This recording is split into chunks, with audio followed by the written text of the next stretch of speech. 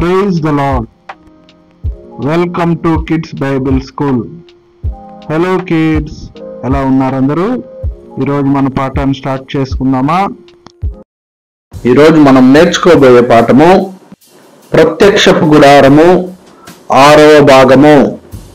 మన పాఠాన్ని స్టార్ట్ చేసుకునే ముందు వేద గ్రంథం నుంచి వాక్యాన్ని చదువుకుందాం. నిర్గమాకాండము 25వ అధ్యాయము 8వ వాక్యము. నేను వారిలో నివసించినట్లు వారు నాకు పరిశుద్ధ స్థలమును నిర్మింపవలెను. Praise the lord. మనము ముందు భాగాల్లో ఏం నేర్చుకున్నామంటే ప్రత్యక్షపు గుడారంలో ఉండు రెండవ విభాగం అయినటువంటి పరిశుద్ధ స్థలమును గురించి, అలాగే ఆ పరిశుద్ధ స్థలంలో ఉంచబడిన పరికరముల గురించి మనము వివరముగా తెలుసుకున్నాము. అలాగే ఇంకా ఏం తెలుసుకున్నామంటే ఆ ఉంచబడినటువంటి పరికరములు మన ఆత్మీయ జీవితమునకు ఏ విధముగా పోలికగా ఉన్నది అనే విశేషాలను కూడా మనము వివరముగా ముందు భాగంలో తెలుసుకున్నాము. మరి ఈ దినమున ఈ భాగంలో ఏం తెలుసుకోబోతున్నామంటే ప్రత్యక్షపు గుడారంలో ఉన్నటువంటి 3వ విభాగమైనటువంటి అతి పరిశుద్ధ స్థలము గురించి వివరముగా తెలుసుకోబోతున్నాము. అతి పరిశుద్ధ స్థలము పరిశుద్ధ స్థలము నుండి ఏ విధముగా విభాగింపబడినది అంటే సెపరేట్ చేయబడినది అంటే ఒక అడ్డతెర ద్వారా, అంటే ఒక కర్టన్ ద్వారా ఈ అతి పరిశుద్ధ స్థలము పరిశుద్ధ స్థలం నుంచి విభాగింపబడినది. దీని యొక్క కొలతలు ఏ విధంగా ఉన్నాయి అంటే ఎత్తు, పొడుగు, వెడల్పు వరుసగా 10 మూరలుగా అతి పరిశుద్ధ స్థలము నిర్మింపబడినది. ఇక అతి పరిశుద్ధ స్థలములో ఉంచబడిన పరికరములు ఏంటి అంటే మొదటిది నిబంధన మందసము, రెండవది కరుణాపీఠము, మూడవది కెరూబులు. ఈ విషయాలన్నింటినీ మనము లేవి కాండము 16వ అధ్యాయము 17వ వాక్యం చదివినట్లయితే మనకు వివరముగా అర్థమవుతుంది. ఇక నిబంధన మందసము అనగా అతి పరిశుద్ధ స్థలంలో ఉంచబడినటువంటి మొట్టమొదటి పరికరమైన నిబంధన మందసం గురించి మనము వివరముగా తెలుసుకోవాలి అంటే నిర్గమాకాండము 37వ అధ్యాయము 1వ వాక్యం నుంచి 5వ వాక్యం వరకు చదువుకున్నట్లయితే మందసం యొక్క పొడుగు, వెడల్పు, ఎత్తు వరుసగా అంటే దాని కొలతలు ఏ విధంగా ఉన్నాయి అంటే పొడుగు 2.5 మూరలు, వెడల్పు 1.5 మూర మరియు ఎత్తు 1.5 మూర. ఈ నిబంధన మందసము తుమ్మకర్రతో చేయబడినదన్నమాట. అలాగే దానికి మేలిం బంగారముతో రేకు తయారు చేయబడి దాన్ని పొదిగిస్తారన్నమాట. ఈ నిబంధన మందసము మన ఆత్మీయ జీవితంలో మనము ఒకసారి చూసుకున్నట్లయితే దేనిని సూచించుచున్నది అంటే పరిశుద్ధాత్మ యొక్క బాప్తిస్మం పొందిన ప్రతి ఒక్కరిని అనగా క్రొత్త నిబంధన సంఘమును సూచించున్నది. ఈ మందసమునకు చుట్టూ జవ ఉండెను. జవ అంటే దాని అర్థము ఏమై ఉన్నది అంటే సమస్తము ముగిసినది, ఇక నేను చేయవలసిన పని ఏమీ లేదు. అంటే కొత్త నిబంధన సంఘంలో పాలుభాగస్తులైన వారు అంటే ఆ సంఘం యొక్క పాలుభాగస్తులు అంటే ఆ సంఘంలో ఉన్నవారు ఎవరైనా సరే క్రీస్తు కొరకు ఎదురు చూసేవారైతే వారు ఏ విధంగా ఉంటారు అంటే ఇక ఈ భూమి మీద నేను చేయవలసిన కార్యం లేవు, సమస్తమును ముగింపబడినది. మనము 2వ తిమోతేయులకు రాసిన పత్రిక 4వ అధ్యాయము 7వ వాక్యము మరియు 8వ వాక్యం చదువుకున్నట్లయితే అక్కడ ఏమని రాయబడి ఉందంటే మంచి పోరాటం పోరాడి పరుగును కడముట్టించి విశ్వాసమును కాపాడుకున్న వారైన వారే ఈ నూతన నిబంధన సంఘం యొక్క పాలిభాగస్తులు అన్నమాట. క్రీస్తు కొరకు జీవించి మరణించిన వారు అన్నమాట. అలాగే క్రీస్తు కొరకు అనగా ఆయన యొక్క రెండవ రాకడ కొరకు ఎదురు చూసే ఇంకొక గుంపు వారు కూడా ఈ క్రొత్త నిబంధన సంఘంలో ఉన్నవారన్నమాట. ఈ ఇరువురు గుంపులు ప్రభు అయిన యేసుక్రీస్తు రాకడలో ఇరువురు ఏకముగా ఆ మేఘం మీద చేర్చబడతారన్నమాట. జవ అనగా ప్రభు అయిన యేసుక్రీస్తు కొరకు కనిపెట్టుకొని ఉన్నటువంటి క్రొత్త నిబంధన సంఘమును చూపుచున్నది. జవ మేలిమి బంగారముతో చేయబడెను. బంగారం అనున్నది అతి పరిశుద్ధమైన విశ్వాసమును సూచించుచున్నది. మనము 1 పేతురు రాసిన పత్రిక 1వ అధ్యాయము 7వ వాక్యం చదివినట్లయితే, అలాగే యూదా 20-21వ వాక్యం చదివినట్లయితే ఆ వాక్యముల ద్వారా మనం అర్థం చేసుకోవాల్సింది ఏంటి అంటే, ఒక వ్యక్తి కావచ్చు, వ్యక్తులు కావచ్చు, ఒక సంఘం కావచ్చు, వారు శోధనలో పడినప్పుడు ఆ శోధనల వలన వాళ్ళకు కలిగిన శ్రమల ద్వారా వారు పొందుకున్నటువంటి విశ్వాసమును, అలాగే ఆ పొందుకున్నటువంటి విశ్వాసము ద్వారా వారు సాక్షులుగా నిలబట్టును ఈ జవ సూచించున్నది. మందసమునకు మూత ఉండదు, అది కరుణాపీఠం ద్వారా మూయబడినది. మనము హెబ్రీయులకు రాసిన పత్రిక 9వ అధ్యాయము 4వ వాక్యం చదువుకున్నట్లయితే, మందసములో 3 వస్తువులు ఉంచబడెను. అవేవనగా మన్నా గల బంగారు పాత్ర, 2 రాతి పలకలు, చిగిరించిన అహరోను చేతికర్ర. మన్నా గల బంగారు పాత్ర గురించి మనము వివరంగా చూసినట్లయితే, ఇశ్రాయేలు ప్రజలు వారి యొక్క అరణ్య యాత్రలో వారు మన్నా ద్వారా పోషింపబడ్డారు. అలాగే మన ఆత్మీయ జీవితంలో మన్నా అనగా జీవాహారమైన యేసుని సూచించున్నది. మన మనసు దేవుని యొక్క ఆలయమైనందున, మన హృదయము దేవుని యొక్క ఆలయమైనందున అది ఎప్పుడూ నూతన పరచబడుతూ ఉండాలి. రోమీయులకు రాసిన పత్రిక 12వ అధ్యాయము 2వ వాక్యం చదివినట్లయితే, బంగారు పాత్రలో మన్నా ఎందుకు ఉంచబడినది అంటే, బంగారం అన్నది విశ్వాసమును చూపుచున్నది గనక మనిషి జీవాహారమును భుజించి ఆ విశ్వాసంలో ఎదగబడి ప్రభు రాకడ వరకు అక్కడ ఆ విశ్వాసమును కాపాడుకొని రాకడలో ప్రభువుని చేరాలని దీని అర్థమై ఉన్నది. మందసములో ఉంచబడినటువంటి 2వ వస్తువు ఏదనగా 2 రాతి పలకలు.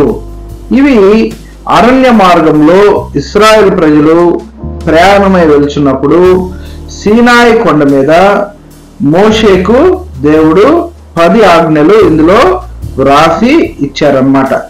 ఈ పలకలు మన నూతన నిబంధన కాలంలో దేనిని సూచించున్నది అంటే, దేవుని యందు ప్రేమ మరియు మనుషుల యందు గల ప్రేమ అని ఈ 2 ఆజ్ఞలుగా దేవుడు ఈ 10 ఆజ్ఞలను మార్చాడు. కాబట్టి ఈ 2 అనే సంఖ్య ఈ 2 ఆజ్ఞల్ని సూచించున్నది. అలాగే 2వ కొరింథీయులకు రాసిన పత్రిక 3వ అధ్యాయము 3వ వాక్యం మనం చదువుకున్నట్లయితే, కొత్త నిబంధన కాలంలో ఆత్మ ద్వారా అనగా పరిశుద్ధ ఆత్మ ద్వారా మన మెత్తని హృదయమను పలక మీద ఈ ఆజ్ఞలు రాయబడి ఉన్నవి.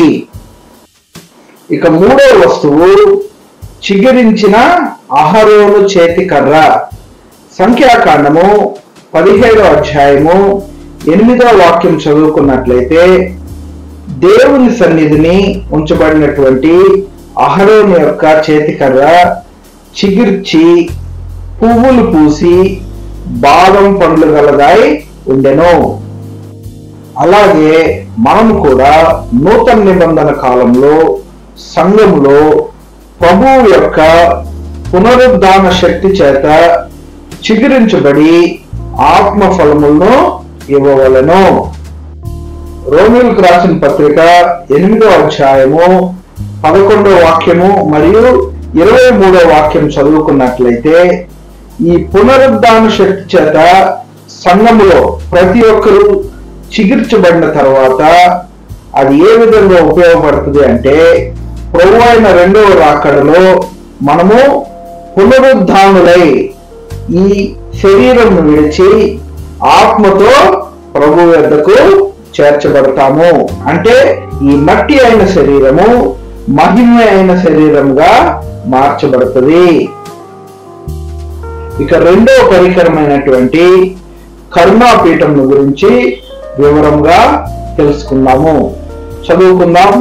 నిర్గమాకాండము 37వ అధ్యాయము 6వ వాక్యం చదివినట్లయితే, కరుణాపీఠం యొక్క పొడుగు 2.5 మూరలు మరియు వెడల్పు 1.5 మూర. మన బలహీనతల యందు సహ అనుభవం గలవాడైనటువంటి మరియు ప్రధాన యాజకుడైన అనగా మన ప్రభు అయిన యేసు క్రీస్తుని ఈ కరుణాపీఠము సూచించుచున్నది. హెబ్రీయులకు రాసిన పత్రిక 4వ అధ్యాయము 15వ వాక్యము మరియు 16వ వాక్యం చదువుకున్నట్లయితే, ఈ కరుణాపీఠం అనేది మేలిం బంగారంతో చేయబడినది. దీని అర్థం ఏమనగా, ప్రభు అయిన యేసు క్రీస్తు యొక్క అమూల్య విశ్వాసమును ఇది సూచించుచున్నది. పాత నిబంధన కాలంలో అనగా పాత నిబంధన గ్రంథంలో కరుణాపీఠము అనగా మెర్సీ సీట్ అని పేర్కొనబడినది. అదే నూతన నిబంధన కాలంలో నూతన నిబంధన గ్రంథంలో ఈ కరుణాపీఠమును కృపాసనముగా మార్చబడినది. దీని అర్థం ఏమై ఉన్నది అంటే, మన ప్రభు అయిన యేసుక్రీస్తు భూమి మీదకి వచ్చినప్పుడు కృపా సంపూర్ణుడిగా వచ్చి విశ్వాసంలో భాగ్యవంతుడుగా ప్రత్యక్షమయ్యాడు. దీని అర్థం ఏంటంటే, ఒక మనుషునికి గాని మనుషులకు గాని ఒక సంఘానికి గాని దేవుని యొద్ద నుండి కృప అనేది ఒంటరిగా రావట్లేదు, కానీ అది విశ్వాసంతో చేర్చబడి ఆ మనుషునికి గాని సంఘానికి గాని ఆ మనుషులకు గాని వచ్చుచున్నది అని దీని అర్థమై ఉన్నది.